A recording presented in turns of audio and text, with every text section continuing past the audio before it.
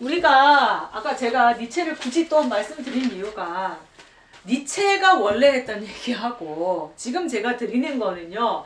하이데거가 본 니체 재해석입니다. 그러니까 지금 드리는 니체는요. 하이데거식의 그렇죠. 그래서 원래 니체가 했던 거하고 비슷한 듯 달라요. 근데 그게 헷갈릴 수가 있어요. 그래서 그 구분을 좀 잘 하셨으면 좋겠고요. 저도 많이 헷갈렸어요. 자, 일단 이제 하이데거는 기본적으로 전기든 후기든 기본적으로 추구하고자 하는 게 뭡니까? 존재사유. 그렇죠. 존재 사유잖아요. 어떻게 하면 우리가 존재를 사유할 수 있을까? 왜? 지금은 존재 망각의 시대니까. 자, 그러면서 이제 쭉 했는데 이제 그 중에서 사실은 이제 하이데거가 니체를 높이 평가해요. 높이 평가하지만 또 니체를 이제 비판을 하죠. 칸트도 그렇고. 자, 그 하이데거가 그 플라톤을 엄청 비판을 했죠. 왜냐하면 신이라고 이제 규정하면서 신이 이제 인간이 신이라고 규정을 하면서 신이 떠나기 시작했는데 플라톤이 그래도 개별적 신으로 규정할 때는 그나마 좀 나았는데 이게 진짜 있는지 없는지도 모르는 뭔지도 모르는 이데라고 하면서 여기에 모든 신들을 다 가두어 버렸어요. 그리고 이거는 불변이에요. 고정된 실체, 고정된 실체, 변하지 않고 바뀌지 않아요. 여기에 그냥 다 가둬 버리고 그냥 여기 계십시오 이러면서 완전 이제 모든 건 다 이데아야. 그리고 더 이상 존재 사유를 하지 않게 되고 존재 망각의 가장 큰 원인을 제공을 했다. 이게 이제 하이데거가 이제 플라톤을 비판하는 부분이잖아요. 사실 이렇게 이데아로 한 것만 해도 대단한 천재긴 한데, 자, 그래서 이데아에서부터 이게 나오는데 하이데거가 보니까 니체는요. 이데아를 뭐로 바꿨냐면 운동으로 바꿨다는 거예요. 그러니까 플라톤은 이데아라고 봤던 반면 그 고정된 실제 이데아가 니체에게는 뭐냐면 운동이에요. 이게 뭐예요? 형이상학기인 거예요. 자, 니체의 생철하고는 다르죠? 운동으로 본 거예요. 표정이 되게 이해가 안 되신다는 표정인데. 형이상학. 즉 하이데거는요. 니체의 운동을 형이상학으로 본 거예요. 그것을 그것 되게 하는 배후의 일자. 이데아에서부터 그 사랑과 사물 존재자가 나온 것처럼 운동에서부터 모든 것들이 나왔다라고 본 거죠. 근데 이제 이게 왜 헷갈리냐면 아니 이거 고정된 실체니까 그래도 알겠는데 운동은 이게 처음이죠. 살아있는 걸 얘기하기 때문에. 그래서 기존에과 전혀 그 뭐라 그럴까 운동 개념이 없었기 때문에 이제 혼란을 겪었다라고 보는 거죠. 헤라클레이토스의 운동은 뭐예요? 그냥 운동이죠. 그냥 운동. 뭐가 나오는 게 아니에요? 그러니까 그 운동이 아니라 이게 좀 형이상학에서 운동이라고 얘기를 한 거라고요. 그러니까 형이상학. 그러니까 여기서부터 이데아에서부터 현상이 나온 것처럼 플라톤이 이데아에서 현상이 나왔다고 했잖아요. 근데 하이데거가 보기에 니체는 이 이데아를 뭐로 바꿨냐면 운동으로 바꿨다고 본 거예요. 운동에서부터 현상이 나온 거예요. 실체들이. 그래서 사랑과 사물들이 나왔다라고 보는 거예요. 근데 이제 이 운동이라는 거는 살아 움직이기 때문에 규정하기가 어려워서 그래서 사람들이 이 운동을 얘기한다는 거 이게 참 어렵다. 그래서 많이 혼란스러워 했다라는 겁니다. 근데 그러니까 이데아를 운동으로 바꾼 거예요. 절대자가. 우리가 기본적으로 생각하는 절대자란 이데아, 뭐 형상 이런 개념들이 있잖아요. 물 자체. 그런 이제 쭉 철학에서 해왔던 기본 개념들은 어떻습니까? 고정돼 있죠. 움직이지 않죠. 근데 니체는 운동이라는 거예요. 그러니까 이제 혼란이 오는 거죠. 이건 뭐지? 그런데 이 운동이 어디에 있냐면 플라톤처럼 멀리 이렇게 어딘가 멀리 떨어져 있는 게 아니라 존재자 안에 내재되어 있어요.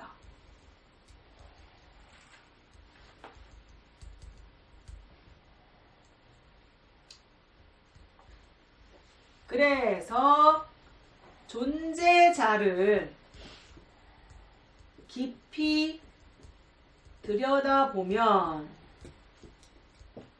운동을 발견할 수가 있습니다. 하이데거 그 자기 그 전기 철학의 방법이잖아요. 예. 그 얘기입니다. 이걸 운동으로 바꾼 거예요. 근데 운동은 살아 움직이기 때문에 우리가 기존에 생각했던 어떤 형이상학 개념과 너무 달라서 좀 이제 많이 혼란스러운 거죠. 자, 그런데 그러면 그러니까 이 운동은 우리가 생각하는 일반적인 운동의 개념이 아닙니다. 절대자 개념이에요. 절대자 개념의 운동입니다. 자, 이 플라톤을 비판한 거잖아요. 형이상학을 하이데거가. 그렇죠. 그러면 운동이 형이상이면 어차피 운동이 아무리 운동이라도 형이상은 형이상이니까 그렇죠. 어차피 비판이 되는 그게 나중에 비판이 되는 거죠. 아. 네. 그래서 지금 말씀드렸잖아요. 하이데거의 니체 재해석이라고. 니체가 지금 아까 니체 들어보셨죠? 네. 니체 원래 했던 말, 원래 니체가 이 얘기했습니까? 어떤 것 같은데? 아니죠. 달라요. 니체는 생을 얘기한 거예요. 그냥 살아있는 생. 어떤 형이상학적 개념이 아닙니다. 그러니까 구분을 분명히 하셔야 돼요. 지금은 제가 드리는 말씀의 니체는 하이데거의 재해석된 니체입니다. 네. 자, 그러면 이 운동인데 어떤 이 운동을 누가 움직여주는 게 아니에요. 그냥 자기 스스로 움직이는 거예요. 절대자. 그래서 절대자 개념이라고 보시면 돼요. 누가 부동의 동자가 있어서 탁 움직여주는 게 아니라 그냥 스스로의 힘으로 움직입니다. 영원히. 그래서 이 운동의 특징은 뭐냐면요. 영겁획입니다. 그냥 처음부터 계속 움직이고 있었고 또 앞으로도 계속 영원히 움직여요. 그래서 원운동입니다. 그냥 계속 그냥 무한반복.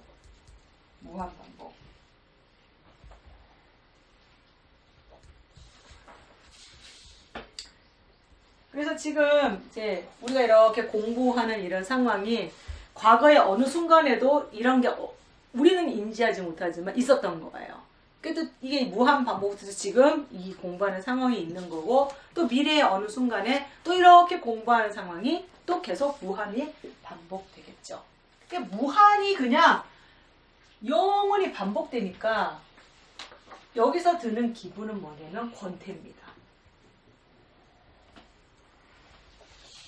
하이데거는 하이데거의 현존재 분석에서 현존재를 쫙 분석을 했더니 존재는 무였어요. 그렇죠? 있기는 있는데 우리가 알 수 없고 그렇기 때문에 느끼는 기분이 뭐였을까요? 그렇죠. 불안하죠. 있는데 대상을 알 수가 없으니까.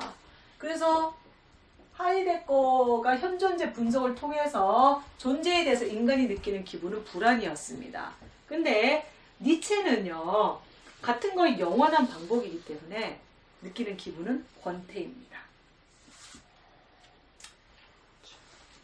자, 그러면 이제 재해석된 니체예요. 자, 원래 니체 아닙니다. 네. 자, 그러면 여기 이데아에서부터 현상이 나온 것처럼 자, 이 운동 이것을 이제 여기에 이 운동이 이제 다른 사람과의 관계, 사회적인 옷을 입힌다고 하잖아요. 그러면 힘의 의지입니다. 같은 말이에요. 같은 말, 같은 뜻, 다른 표현. 자, 그러면 이 운동, 힘의 의지에서부터 사랑과 사물이 나오죠. 이 존재자가 나오는데, 그러면 이 운동이 어떻게 자신을 표현하는 방법들이 있겠죠. 그죠? 끊임없이 반복을 하다가 어떤 것을 통해서 자기를 이제 구체적으로 이제 드러낸단 말이죠. 자, 자기를 드러내는, 표현하는, 자신을 표현하는 방법이 세 가지입니다. 첫 번째는 예술입니다. 운동이 예술을 통해서 자기를 드러내요. 이게 가장 바람직합니다. 자유롭기 때문에. 가장 유리합니다. 운동이 자기를 표현하는데 가장 유리한 것이 예술입니다. 그 다음에 두 번째는 지식입니다. 지식은요, 운동이 예술을 통해서 자기를 표현하다가 어느 한 시점을 딱 잘라요. 잘라서 개념화 시켜버립니다.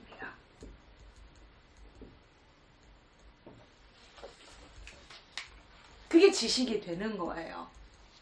그런데 이게 개념화 시킨 그 순간에는 이게 맞아요. 근데 그게 시간이 지나면은 안 맞을 수 있어요. 그래서 예술보다는 좀 열등해요. 예술이 더 운동이 자기를 표현하는데 가장 좋다고. 그래서 이게 좀 더 낫다. 이렇게 봅니다. 근데 이 지식이 개념화 됐는 게 그 순간에만 이제 생겼다가 없어져야 되는데 안 없어지고 이게 계속 남아있으면 뭐로 바뀔 위험이 있냐면 우상으로 바뀔. 절대화돼서 이게 우상이 돼서 생을 억압하는 그런 수단이 될 수가 있습니다. 예를 들어 성경어를 예를 들면요. 광야 생활할 때 하나님이 불뱀을 보냈잖아요. 이스라엘 백성들이 불평을 해서. 그래서 하나님이 불뱀을 보내서 죽어나가니까 살려달라고 했을 때 하나님이 모세를 통해서 뱀을 만들어라. 그래서 놋뱀을 만들었죠. 자, 어느 순간에 백성들을 살리기 위해서 놋뱀을 만들어서, 그래서 그 놋뱀을 장대에 높이 달아서 그 뱀을 보기만 하면 산다. 그래서 뱀을 본 사람들은 살았습니다. 광야 시대에는 그 놋뱀이 사람을 살리는 역할을 했어요. 그런데 이 놋뱀을 그때 없애버렸어야 되는데 이게 나중에 히스기야 왕 시대까지 계속 갑니다. 근데 이 놋뱀이 나중에 어떻게 됐는지 아시죠? 이 놋뱀에게 섬기는 거예요. 우상 숭배를 하는 거예요. 아니 하나님한테 제사를 드려야 되는데 하나님한테 안 가고 놋뱀한테 제사를 드립니다. 바알과 아세라처럼 하나의 섬겨야 될 우상이 되어버렸습니다. 그래서 히스기야 왕 때 이 놋뱀을 제거했죠. 깨버렸죠. 떼버려야 되는데. 근데 그것처럼 특히 이제 이게 예를 든 거지만 놋뱀은 특히 이제 뭐 개념화된 법, 그 다음에 윤리, 그 다음에 교육 이런 것들이 한번 그렇게 개념화가 되고 잡히면 안 없어지는 거예요. 그러면서 그 도덕률 이런 것들이 자꾸 사람을 억압하는 수단이 되어갑니다. 그래서 이게 위험하죠. 그렇게 이제 표현하는 방법이 이제 지식이죠. 결과가 그렇다는 거고, 원래 그런 의도로 만든 건 아니었겠죠, 운동이. 그 다음에 세 번째. 행동. 운동이 자기를, 운동이 계속해서 이제 자기를 행동으로 드러내요. 그럼 행동의 결과로 뭐가 나타나냐면 정의가 나타납니다. 자, 정의. 자, 정의라 하면 우리가 일반적으로 얘기하는 그 저스티스를, 정의가 영어로 저스티스죠. 그렇죠? 근데 지금 여기서의 저스티스는 우리가 지금 이 저스티스는 우리가 일반적으로 알고 있는 그 정의, 사전적인 그 정의가 아니에요. 니체가 이 정의를 재해석을 했습니다. 라고 하이데거가 얘기를 한 거예요. 니체가 그렇게 했는지 안 했는지 모르겠습니다만 라고 하이데거가 얘기를 합니다. 자, 그러면 니체가 말한 정의는 도대체 뭐냐? 이 정의라는 게 어떤 행동에 대해서 옳고 그른지 판단해 주는 거잖아요. 그쵸? 이게 올트 판가름의 줄. 자, 이 정의를 다시 어떻게 규정을 했냐면, 자, 이렇게 얘기를 합니다. 운동이, 적어 볼게요. 운동이 어떤 의도를 가지고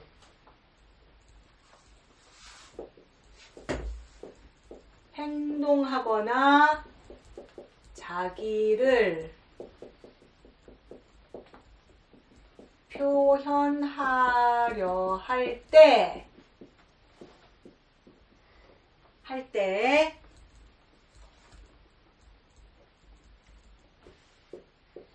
운동 스스로가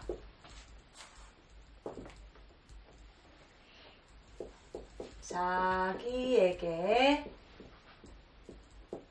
유리하고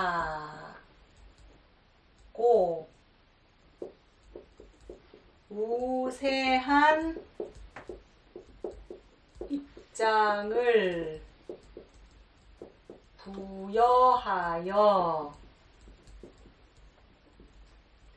그 입장에서 행동하는 것. 참 말도 어렵게 만들었는데요. 자, 정의.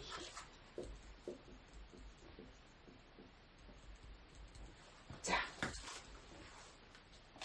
우리가 일반적으로 정의라고 하면 옳고 그름을 판단하는 기준인데 지금 여기서는 그게 아니에요. 운동이 자기를 어떤 의도를 가지고 자기를 드러내려고 해요. 표현하려고 해요. 그럴 때 그거에 대한 정당성, 합법성, 그 유리한 입장을 운동 스스로가 자기에게 부여를 해요. 요거는 신이 부여한 거. 이런 식으로 스스로에게 유리한 입장을 만들어서 그 입장에 맞추어서 행동하는 겁니다. 자, 여기까지는 뭔 소리인지 잘 모르겠죠. 자, 요것 때문에 나치가 힘을 얻었습니다. 자, 나치의 예를 드리겠습니다. 자, 나치가 이제 자기를 표현하려고 해요. 나치를 이제 운동이라고 대입을 시켜본다면, 자, 어떤 유리한 입장을 부여를 해야 되잖아요. 나치가 어떤 거를 하려고 했습니까? 행동을 인종천소. 이거를 하려고 했습니다. 행동으로. 근데 그냥 하면은 국제적으로 비난받고 일단 당장 나라 국민들이 이해를 못 하잖아요. 그러니까 어떻게 해야 돼? 이성적으로 이 국민들을 설득을 해야 되잖아요. 저는 나치가 그렇게 철저히 이성적인 줄을 몰랐어요. 근데 이번 학기 첫 학기 읽게 되실 문학책이 이거를 아니 두 번째 책이 지금 첫 번째는 읽었고 두 번째 책인데 철저히 이성적이에요. 그 독일 국민들이 넘어갈 수밖에 없겠더라고요. 어떻게 합니까? 인종 론을 이제 부각을 시키는 거예요. 그리고 자기들이 생각하는 정의의 개념을 만듭니다. 자, 하나님이 성경을 인용을 해서 그 열등한 민족 이게 거기서부터 나왔대죠. 그 하나님이 그 아담과 하와에게 이렇게 후손들, 그러니까 함, 셈, 야벳 그건 백인이다. 참, 그건 백인이고. 하여튼 그렇게 해가지고 성경과 철학과 각종 사상을 동원을 해가지고 아리아인, 그러니까 그 노란 머리에 푸른 눈. 아리아 그 종족은 우월한.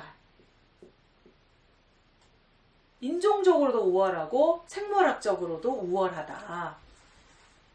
그러나 아시아인이나 흑인들은 열등하다.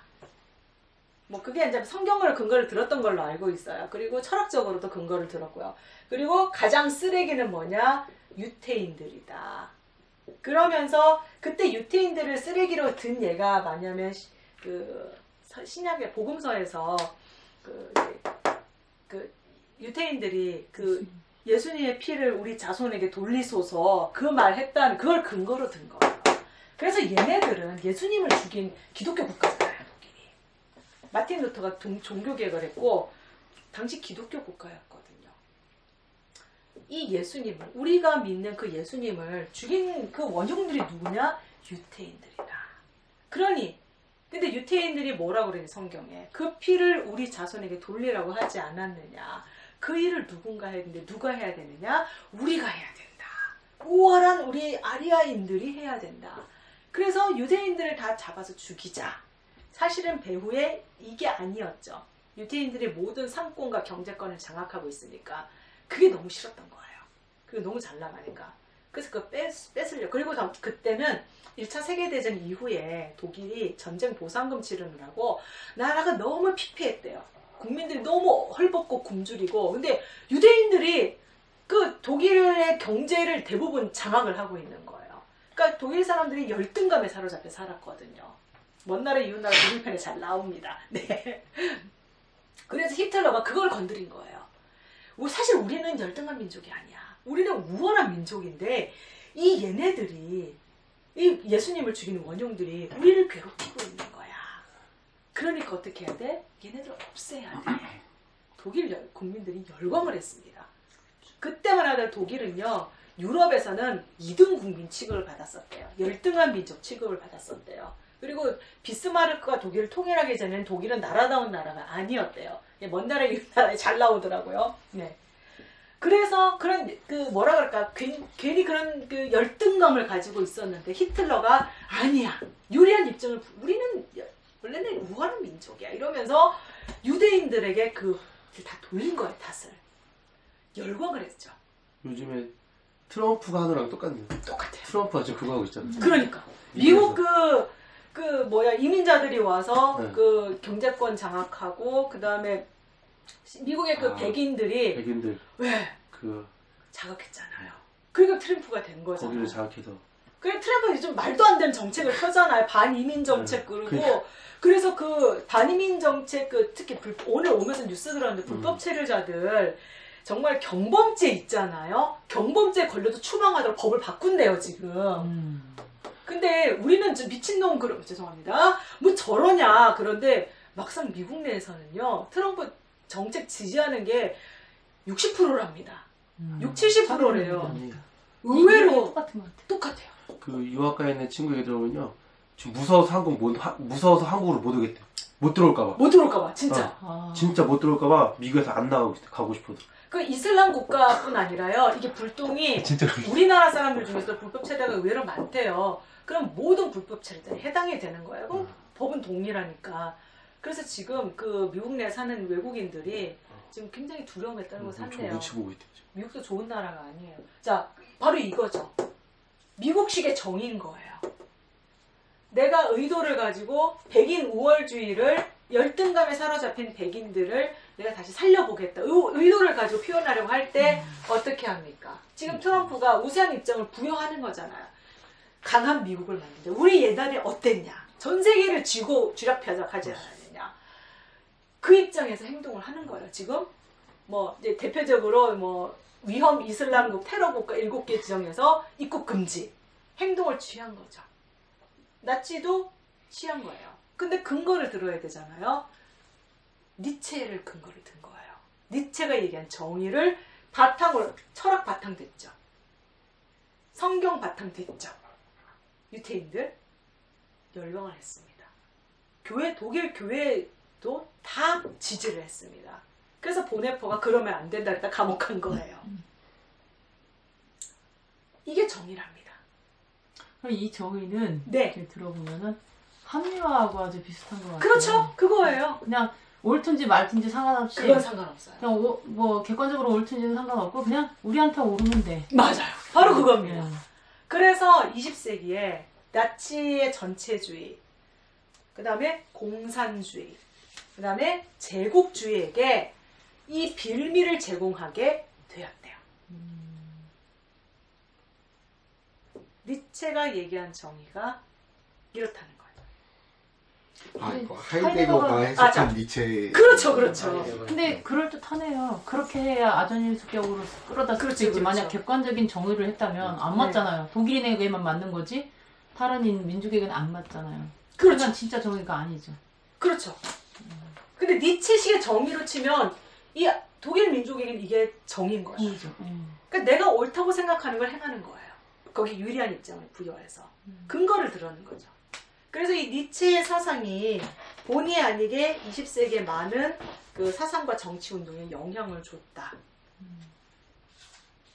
신은 죽었다만 한 줄 알았더니 그러면 이제 니힐리즘. 자, 이제 정의는 그렇고요. 자, 그럼 이제 니힐리즘에 대해서 자, 이거 좀 지우겠습니다. 장소가 부족한 관계로. 예. 자, 그러면 라고 이제 하이데거가 이렇게 얘기를 했습니다. 근데 궁금한 게 저도 이건 니체 책을 안 읽어봐서 진짜 니체가 이 얘기를 했는 건지 하이데거가 니체를 이렇게 얘기를 한 건지는 저도 잘 모르겠습니다. 정말 니체가 이 얘기를 했으면 이건 진짜 위험한 거죠. 그렇게 해야 니체가 끌어다 쓸 수, 나치가 끌어다 쓸 수 있지 않을까요? 제 생각엔 니체가 이 얘기를 한 것 같아요. 네. 그렇지 니체가- 않으면 바탕이 안 되는데 네. 자기들을 정당화 시켜줄 수가 없는데 어떻게 그러면 이걸 끌어다 줄 그러니까 니체, 우리가 아까 니체는 개론이기 때문에 다 다룬 거는 아니거든요. 그러면 니체가 이 말을 한 게 맞는 것 같습니다. 자, 니체식의 정의, 우리가 일반적으로 알고 있는 정의와 달라요. 그리고 그 정의의 옳고 그름을 판단하는 기준도 뭡니까? 운동이에요. 다른 외부의 어떤 신이라 없어요. 그냥 운동이 스스로 자기가 그 옳고 그름의 판단 기준을 적용을 하는 겁니다. 자, 그러면 니힐리즘. 자, 니힐리즘. 자, 하이데거식의 그 니체 재해석 니힐리즘입니다. 수동적 니힐리즘. 뭐냐면요. 이데아 같은 어떤 고정된 실체가 있어서 원래 이제 요건 내용 같아요. 원래 생은 인생이라는 거는 아무것도 없는 사막. 여기서의 사막은 절대 무입니다. 신도 없어요. 신도 없고 절대자도 없고 존재도 없는 절대 무의 사막을 걸어가는 낙타와 같은데 원래 인생이라는 거는 존재자라는 거는 사람. 그런데 어떻게 해요? 여기에 이데아 마치 이데아 같은 것이 원래부터 있었다고 하면서 이 낙타에게 무거운 짐을 지우는 거예요. 여기는 똑같죠? 니체랑 똑같아요. 요거 자체는 똑같습니다. 그래서 원래는 없었던 건데 여기 이데아 같은 거 예를 들면 뭐 교육, 종교, 도덕, 관습 뭐 그런 것들이 있어서 자꾸 부여하는 거예요. 길들이고 가축화시키고. 근데 이거는 어때요? 다 쓸데없는 거죠. 무의미한 거죠. 니힐리즘이란 말이에요. 그래서 이걸 어떻게 해야 돼요? 없애야 돼요. 부셔서 없애야 돼요. 그래서 니체가 신은 죽었다. 없애야 된다는 주제가 이제 하이데거가 볼 때 없애야 된다는 거예요? 니체가. 니체가? 네, 니체가 없애야 된다. 그래서 그 신은 죽었다라고 얘기를 한 게 여기서의 신은 뭐냐면요. 기독교의 신만 얘기하는 게 아닙니다. 이데아 같은 거 다 들어가는 거예요. 그리고 사실 기독교를 근대에서 죽였어요. 그러니까 기독교 자리에 뭐가 대체됐을까요? 공산주의가 대체됐습니다. 또 전체주의가 대체됐습니다. 그러니까 기독교 신뿐 아니라 이런 이데아의 자리에서 어쨌거나 이 인간들에게 존재자들에게 무거운 짐을 부여하는 그 어떤 것들도 다 어떻게 해야 된다? 죽여야 된다. 죽여서 없애야 된다. 라고 니체가 얘기했다는 거예요. 이게 수동적 니힐리즘입니다. 그러면 원래 니체에 따르면 요 수동적 니힐리즘에는 원래 니체의 생철학에 따르면 수동적 니힐리즘과 능동적 니힐리즘까지 포함이 된 거예요. 어디에 가요? 이 지금 하이데거가 얘기하는 아. 수동적 니힐리즘 안에는 원래 생철학에서 얘기했던 이 수동적 니힐리즘 더하기 이제 니체는 여기서 그 다음에 능동적 니힐리즘 넘어가서 신은 죽었다. 죽여야 된다. 이러면서 이제 맞서 싸워라. 사자 했는데 여기 수동적 니힐리즘에 그것까지 다 들어간다고요. 없애야 된다. 얘네들은 다 죽여야 된다. 기독교 신뿐 아니라 중세 신뿐 아니라 공산주의, 전체주의, 그 다음에 오늘날엔 자본주의, 물질주의까지 신의 자리를 대체하는 모든 것들을 다 없애야 된다.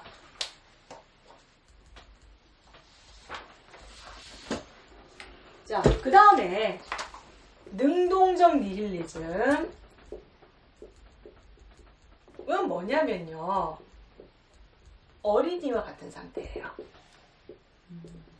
그래서 원래 아무것도 없는 절대무의 사막에서 목숨을 걸고 싸워서 자유를 얻었어요.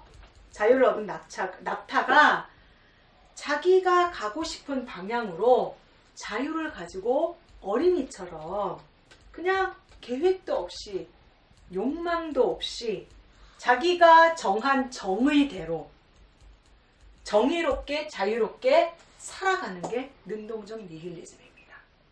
하이데거가 본 니체 능동적 니힐리즘. 그러니까 원래 생철학의 니체에 따르면 여기는 어린이 단계죠. 그 헷갈리는 거예요. 저는 헷갈리더라고요 이게. 네, 그 구분을 잘해야 됩니다. 이게 아무 계획 없이 아무 생각 없이? 그러니까 그냥 살아가. 예, 아무 계획 없이 그냥 어린이들처럼. 그러니까 어떤 계획을 가지고 의도를 가지고 사는 게 아니라 그냥 삶은 원래 그런 거니까 그렇게 살아가는데 대신에 뭐를 부여하냐면 스스로의 정의를 부여하고 살아가는 거죠. 내가 정한 정의대로. 그럼 아까 그거 비슷하다. 그래서 그 얘기죠. 아. 그 정의롭게. 근데 그게 누가 위에서 부여해 주는 게 아니라 내가 정의를 만들어서 정의롭게 내가 생각하기에 정의롭다 생각하는 거를 그대로 지키며 살아가라는 거예요. 어린아이죠. 능동적 니힐리즘. 예. 자, 그러니까 이제 여기서 정의는요, 그 아까 니체가 말한 니체식의 정의를 바탕으로 내가 정의롭게 정의를 구현하면서 살아가야 된다. 이제 그 얘기입니다. 자, 그 다음에 초인. 자, 원래 그 생철학 니체에서는 이제 어린이가 사는 것 이런 것 자체가 이제 초인이 필요하다 이제 그랬잖아요. 자, 여기서 초인은 조금 다릅니다. 자, 지금 니체는요 절대무를 얘기를 했습니다. 신도 없어요. 존재도 없어요. 우리를 있게 한 어떤 배후의 어떤 이데 아무것도 없습니다. 완전 절대무예요. 자, 절대무의 상황에서 결국은 뭐만 남아요? 인간만 남아요. 그러면 인간이 그럼 어떻게 살아가야 되느냐? 신적인 존재가 되어야 되는 거예요. 사실은 그 이전에 인간 중심이라 어쩌고 해도 그 니체 이전에는 인간에 대해서 규정을 내린 적이 없었어요. 인간은 어떤 존재고 어떻게 살아야 된다는 규정을 내린 학자들이 없었습니다. 근데 니체가 유일하게 물론 이제 원래 니체 생철학에서 이게 나오긴 나왔어요. 근데 하이데가 좀 더 이제 자세하게 얘기를 합니다. 니체가 인간에 대해서 확실하게 규정을 내려요. 인간은 어떤 존재냐? 신적인 존재예요. 신이 없는 절대무의 상황에서 인간이 뭐가 돼야 돼요? 신적인 존재가 돼서 초인이 돼서 이 세상과 이 인간을 새롭게 이제 이 경영을 해야 되는 거예요. 이 세상은. 근데 아까 어린이라고 했었잖아요. 이 네네. 니체에서 네, 그때 네. 초인이라고 그랬잖아요. 그런 존재가? 그 원래 니체는 그랬죠. 예, 그런데 그때 트윈은 네네. 그 어린이는 무엇을 그런 어떤 지금 말씀하신 그걸 그런 문제가 견뎌내면서 아니잖아요. 살아가려면 그냥 초인이 지금 필요하다 그냥 그런 그 거고요. 정도 얘기하는 거예요. 그렇죠. 원래 근데 니체는 근데 이분은 이제 그렇죠. 이분이 니체를 봤을 때는 지금 말씀드린 하이데거식의 니체 재해석. 그러면 그때 니체의 어린이는 신적 존재는 아니죠. 뭐 신적- 초인이긴 하지만 그러니까 신처럼 살아가라 이건 하죠. 예, 신이 네가 신처럼 스스로 이제 그게 이렇게 초인이구나. 그것도 초인이긴 한데 여기는 되게 더 강력해 보이는 그렇죠. 것 같아요. 사실은 얘기를 하긴 했어요. 초인이 어쨌든 신적인 존재처럼 네가 짜라투스트라처럼 신적인 존재에 살아가라고 니체가 얘기를 했습니다. 그건 맞아요. 근데 거기에 하이데거가 좀 더 이제 해석을 붙인 거예요. 자, 그러면 그 초인이라는 인간이 어떤 인간이냐면 신이 없는 자리에서 인간이 신의 역할을 하는 거예요. 이야, 이 대단하죠. 인간이 신이야. 인간이 곧 이제는 뭐예요? 신이에요. 신적 존재입니다. 그래서 이 세상 질서를 만들고 이 세상을 운영하면서 살아가야 되는 거예요. 신이 했던 역할을 누가 합니까? 인간이 하는 거예요. 최고죠. 니체에 오면서 인간이 최고의 자부심을 가지게 된 겁니다. 그 이전에 뭐 인간이 최고네, 인간이 뭐 하면서 이제 얘기를 했지만 어떤 근거가 없었어요. 소위 에피스템에 근거가 없었는데 니체가 인간이 최고야라는 근거를 이제 만들어준 거예요. 신이 없는 세상에서 인간이 뭐예요? 신이에요. 우리가 신이야. 그래서 니체가 제일 좋아했던 철학자가 스피노자고요. 제일 존경했던 문학가가 도스토옙스키입니다. 그래서 까라마조프가의 도스토옙스키 작품 중에 특히 까라마조프가의 형제들에서 둘째 아들 이반이 했던 말이 있었죠. 신이 없다면 우리는 무엇이든지 할 수 있다. 바로 이겁니다. 신이 없는 세상에 우리는 무엇이든지 할 수 있다. 그 말을 신봉을 했습니다. 니체가. 실제로 까라마조프가 형제들 좋아했고요. 그리고 그 스피노자는 신즉 인간즉 자연이잖아요. 그러니까 인간이 곧 뭐예요? 신이에요. 그렇기 때문에 우리가 신적인 존재니까 우리가 새로운 질서를 하지만 이제 이왕이면 공공선을 좀 하면 좋지 않겠느냐. 이제 그 얘기가 나간 게 누구냐면 이제 그 실존주의자 사르트르입니다. 같은 맥락입니다. 절대무. 그럼 어떻게 살아가야 되느냐? 니체는 이제 근거를 마련해 준 거고요. 사르트르는 그럼 인간은 결국은 절대무의 세계에서 남은 건 정직하게 얘기하면 인간밖에 없으니 그럼 우리가 어떻게 살아가야 되느냐? 내가 책임적인 존재로 살아가는데 이렇게 부르면 위험하잖아요. 내식의 정의랑 위험하니까 공공선을 이루고 살아가야 된다. 좀 실천적인 의미가 사르트르는 들어간 거라고 보시면 되겠습니다. 니체는 인간에게 최고의 자부심을 심어주었어요. 인간이 최고야. 인간이 뭐든지 할 수 있어 라는 이전에는 그렇게 얘기했지만 근거가 없었던 그 근거를 니체가 마련해 줬습니다. 그렇다고 인간에게 이렇게 해라 저렇게 해라고 얘기할 수 있는 어떤 밖의 외부의 이데아의 신적 존재가 있을까요? 없습니다. 인간이 하면 되는 거예요. 이 이상 인간을 높여줄 수가 없죠. 최고죠. 자, 여기까지가 이제 하이데거가 본 니체 재해석입니다. 니체 철학인데, 그러면 이제 여기까지 했는데 여기 끝나면 안 되죠? 비판이 들어갑니다. 자, 니체의 비판은 뭐냐면요. 존재 망각이라는 거예요. 한마디로 얘기해서. 절대무라고 얘기를 했지만, 절대무라고 얘기를 하면서 운동을 얘기를 했단 말이에요. 근원으로 운동을 얘기했는데 그럼 이 운동 어디서 나온 거야? 태초부터 있었던 건가? 하이데거가 보기에는 아니라는 거예요. 운동도 원래 있었던 게 아니라 이거를 운동을 준 누군가가 있어야 되지 않겠느냐. 그런 것도 없이 운동만 얘기하고 그 다음에 운동이 존재자에 내재하는데 운동이 내재한 존재자. 그러면 운동도 그렇고 존재자도 그렇고 이건 누가 만들었느냐. 결국은 절대무가 아니라 원래부터 어떤 존재가 어떤 게 있었는데 거기서부터 나온 거다. 그래서 존재가 원래는 있었다. 근데 니체는 그거는 없다고 했는데 그런 의미에서 니체는 존재 망각이다. 결국은 하이데거의 니체 비판도 뭡니까? 존재 망각이다 라는 거예요. 질문. 그러니까 절대무가 아니라는 거죠. 하이데거 입장에서는 존재가 있습니다. 난 오늘 처음 한 것 같아, 니체. 그러니까 원래 니체도 있고요. 네. 하이데거가 근데 완전 새로운 건 아니고 니체가 했던 말들을 가지고 재해석을 한 겁니다. 그래서 사실 니체주의자, 니체의 그 학자들이 니체 이제 니체 학파라 그러나 하여튼 니체의 제자들이 하이데거를 비판을 했어요. 이게 무슨 니체냐 이러면서 완전 니체를 왜곡했다 이러면서 싫어해요 하이데거를. 어쨌든 간에 니체 원래가 한 말과 그 하이데거가 하는 걸 이렇게 비교하는 그런 거는 지금 처음 한 것 같아요. 네, 아니, 선생님이 항상 하고 헷갈리고 헷갈리죠.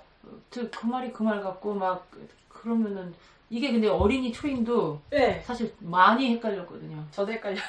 근데 지금은 이렇게 구분이 이게 되셔요? 구분을 해주시니까 네, 아 이게 그런 거구나 이렇게 네. 예. 이제 수동적으로 그냥 받아들이는 것뿐만이 아니라 싸우는 것까지 한꺼번에 뭉쳐가지고 네. 그렇게 해서 수동적 리니지 좀 보고 니체는 이제 수동적, 능동적으로 예, 하고 예, 이제 어린이를 어린이를 따로 뺐는데 음. 이제 그 하이데거는 이제 수동적인 안에 이제 능동적인 것까지 원래 니체에 따르면까지 다 없애야 된다까지 하고 여기서는 이제 어린이 단계로 하고 이제 초인을 아예 따로 뺐죠. 그래서 인간이 신의 친적인 존재다라고 근거를 마련을 해줘라고 하이데거가 봤습니다. 아마 정의는 아마 니체가 한 말이 맞을 것 같아요. 정의에 대한 새로운 정의. 네. 네. 정이 무섭네요. 무섭죠. 네, 그렇게 그게 20세기에 그 공산주의, 나치, 그 다음에 심지어 그 제국주의까지 근거가 철학적 근거가 돼. 사람들은 사상을 바꾸지 않으면 움직이질 않잖아요. 그리고 그 사람들을 이해시키면 사상에 들어가야 되는데 사상적 근거를 니체가 마련해 준 거죠. 무서워요. 질문. 하이데거와 니체를 잘못 본 게 아닌가요? 잘못 본 거는 아니고요. 그러니까 하이데거는 존재 사유라는 입장을 가지고 자기식으로 재해석을 한 거예요. 그러니까 원래 니체랑 다를 수밖에 없죠. 결국 자기에게 하고 싶으니까 요거를 이렇게 이제 끌고 그렇죠, 초인까지 나와야지만이 이 맞아요. 존재가 없다 이 얘기를 하고 네네. 싶어서 결국에는 그렇죠. 그렇게 몰고 간 거죠 니체를. 그렇죠, 그런 그렇죠. 식으로. 예, 예. 이렇게 결국에는. 칸트도 지난번에 말씀드렸잖아요. 칸트랑 후설도 결국은 후설 얘기하고 칸트 얘기하는데 결국은 결론은 뭡니까? 둘 다 존재 그렇죠. 망각이다 이렇게. 그렇죠. 그러니까 하이데거는 오직 존재 사유가치에 관심이었기 때문에 그 초점으로 그 기존의 그 위대한 철학자들 플라톤, 그 다음에 아리스토텔레스, 그 다음에 니체, 칸트, 후설까지 이렇게 비판을 합니다. 근데 물론 그 기존 그 철학을 따르는 사람들은 반발을 하죠. 야 원래 니체 그런 말 한 거 아니야. 그런 의도 아니야. 네가 잘못 본 거야. 그리고 하이데거 공격을 엄청 받았죠. 그러니까 다른 철학 같은 경우에는 존재 사유라는 그 관점을 갖지 않고 있잖아요. 그럼요. 그러니까 하이데거의 그 니힐리즘을 봤을 때 그것에 그러니까 생이나 니힐리즘이나 또 저 정의 네. 뭐 이런 것들을 봤을 때 그들에게 있어서는 하이데거 같은 그런 비판하는 면들이 이제 받아들일 수 없는 없죠. 거죠. 맞습니다. 예. 그러나 얼마든지 할 수 있는 거죠. 그렇죠. 그 니체의 그 이론을 에피스테미를 삼고 네. 거기에 대해서 비판을 얼마든지 할 수 할 수 있는 거죠. 그게 예. 사상의 네. 발전이고 플라톤도 이데아도 뭐가 잘못이야. 그러나 그렇죠. 하이데거 입장에서 얼마든지 할 수 있는 있죠. 거지. 예. 그러니까 하이데거는 자기의 관점을 가지고 비판을 한 거니까 틀렸다 맞다 그거는 이제 정답은 없죠. 관점의 차이니까. 그러니까 칸트도 하이데거가 존재 망각이다 아쉽다. 사실은 뭐 물 자체를 다루긴 했는데 그냥 더 나가지 않았게 아쉽다 그러지만 칸트는 관심이 그게 아니었거든요. 존재 사유 관심이 아니었단 말이에요. 그렇죠. 그냥 인간의 이성이 어디까지 알 수 있고 어디까지 모르냐 그게 관심이었기 때문에 칸트로서는 최선을 다한 거죠. 그렇기 때문에 하이데거 입장에서 아쉽다 그래도 그건 그 사람 입장이고 칸트는 칸트 나름의 또 공헌점이 있는 거고 근데 하이데거가 보기에 그렇다더라 이런 거죠. 지금은 이제 하이데거 입장에서 본 건데 이제 원래 니체가 했던 말, 원래 니체의 사상과 좀 다른 부분이 있잖아요. 그렇기 때문에 헷갈릴 수 있으니까 구분을 정리하실 때 분명하게 구분을 안 그러면 이제 나중에 막 섞여버려서 이게 하이데거가 한 해석인지 원래 니체의 말인지 헷갈릴 수 있으니까 이참에 분명히 좀 구분을 해주시면 감사하겠습니다. 질문 없으시면 이상으로 마치겠습니다.